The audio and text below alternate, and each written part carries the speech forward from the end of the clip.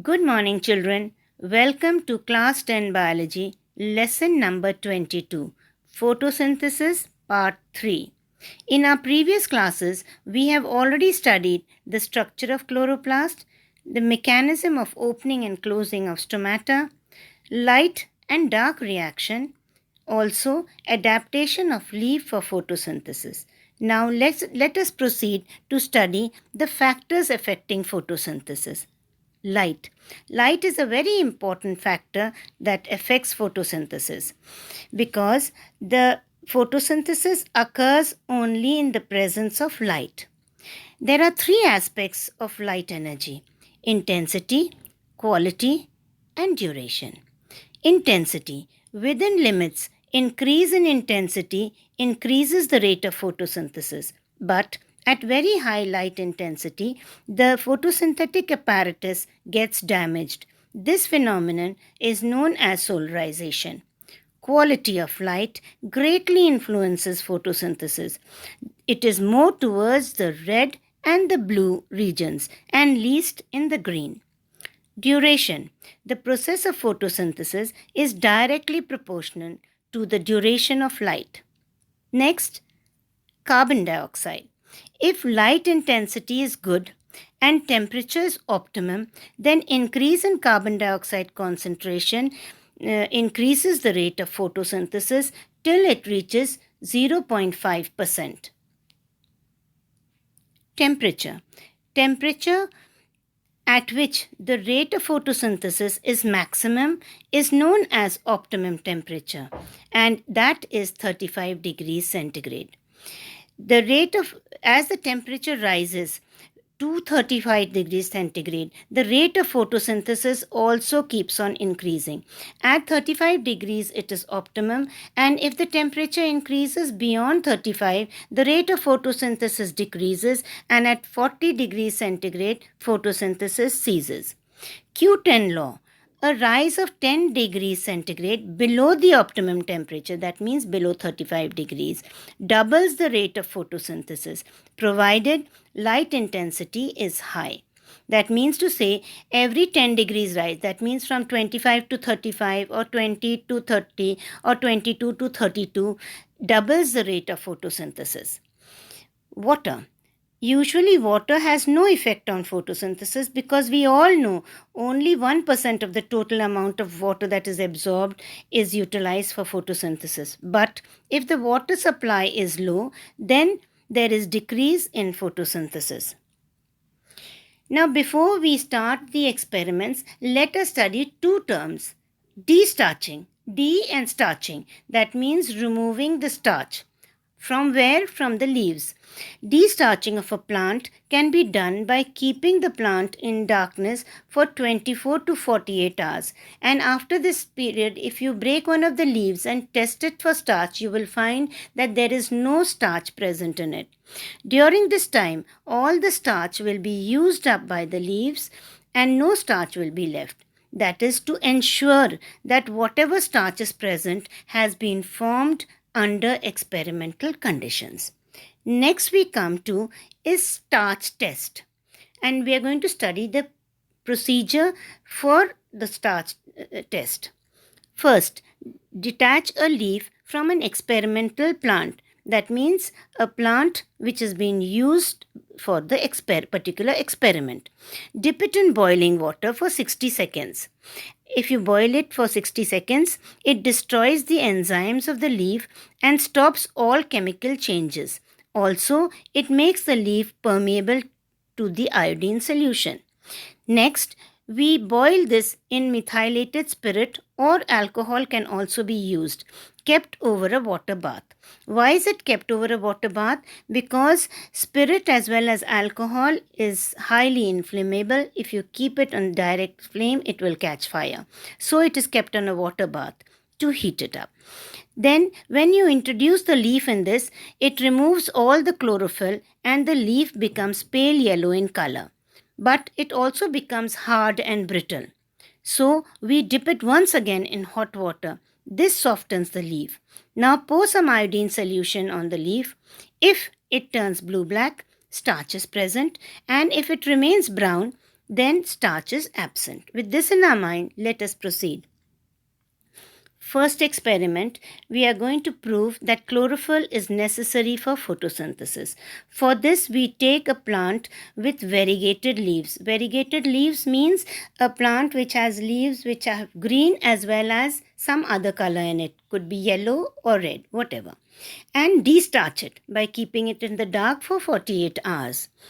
Then bring it back out into the sun and mark the green portion of the leaf on a piece of paper so that you know which part is green and which part is the other color, yellow or red, whatever. Then leave it this arrangement for around about 4 to 6 hours. Then observe the green patches on the leaf and then test it for iodine. You will find that the green patches on the leaf become blue-black with iodine solution and the non-green patches remain brown. Inference. Photosynthesis takes place only in the green patches because they contain chlorophyll. The yellow or the non-green patches do not contain chlorophyll, hence they do not carry out photosynthesis, thus proving that chlorophyll is necessary for photosynthesis. Next experiment is to prove that light is necessary for photosynthesis. Take a potted plant again and destarch it. Then on one of the leaves put a black paper as shown in the figure and make some design on it. Then bring this arrangement out in the sun and leave it for 4 to 6 hours. What do you observe? The middle part of the leaf where the star was and the uncovered part, which was exposed to light, shows blue-black color, or on carrying out the iodine test. The covered part of the leaf, that is the part which was not exposed to light, shows brown color, indicating the absence of starch. What is the inference? That light is necessary for photosynthesis. Experiment demonstrating that oxygen is given out during photosynthesis. Take a few twigs of hydrilla and keep it in a beaker which is 3/4 filled with water. Then over the hydrilla, place a funnel in such a way that there is a little bit of space below the funnel so that water can easily move in and out of the funnel. Place a test tube filled with water and invert it over the stem of the funnel as shown in the figure.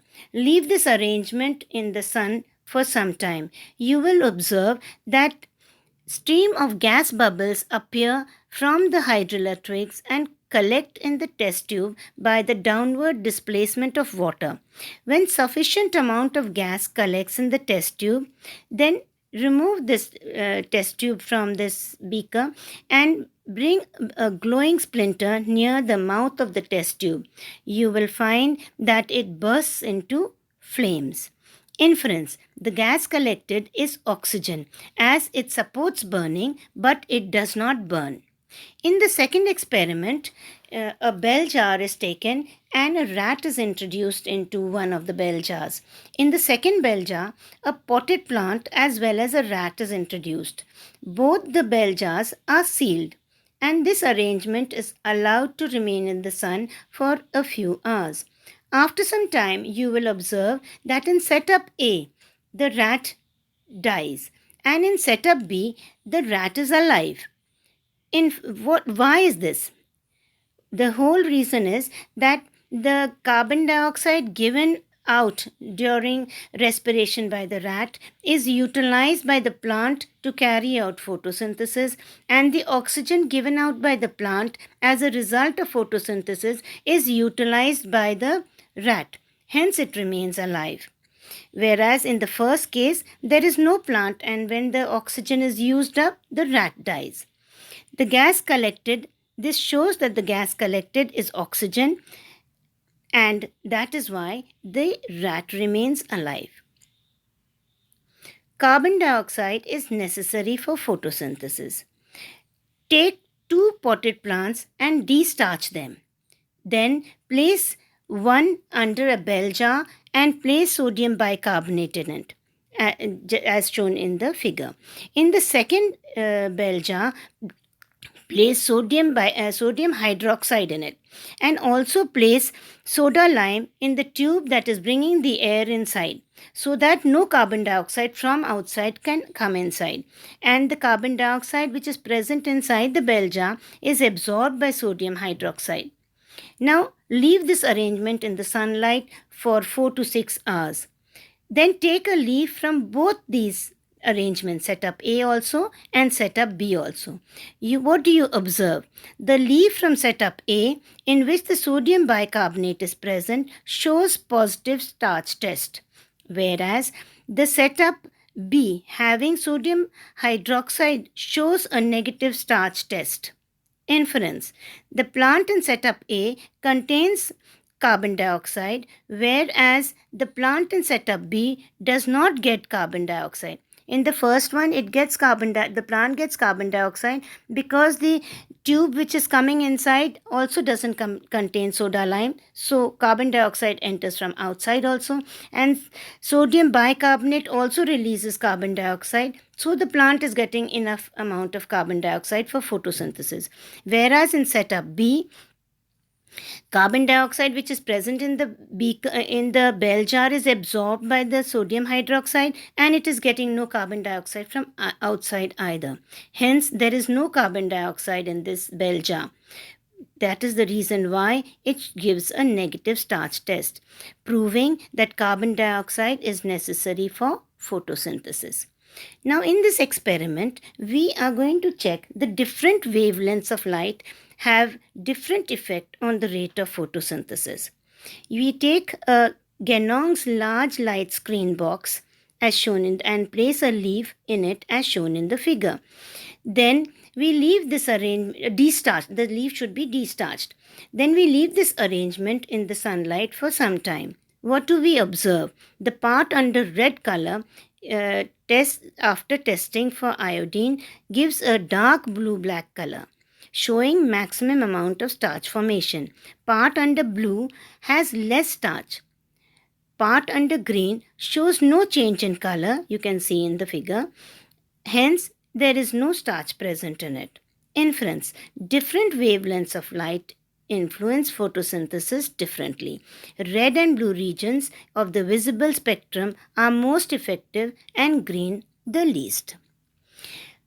With this, we come to an end of the experiments, and now let us study the carbon cycle. We all know that plants take in carbon dioxide and give out oxygen during photosynthesis. The green plants are consumed by animals, and both green plants as well as animals give out carbon dioxide during respiration. Whenever the plants and animals die, they are decomposed by the decomposers, and carbon dioxide is released into the atmosphere. Wood, coal, and petroleum, all products of plants, when they burn or during combustion, they also give out carbon dioxide. Carbon dioxide is readily soluble in water, and it forms carbonates and bicarbonates. When these bicarbonates and carbonates break down, they also release carbon dioxide. Children, with this we come to an end of this chapter. Thank you. Take good care of yourselves, and God bless you all.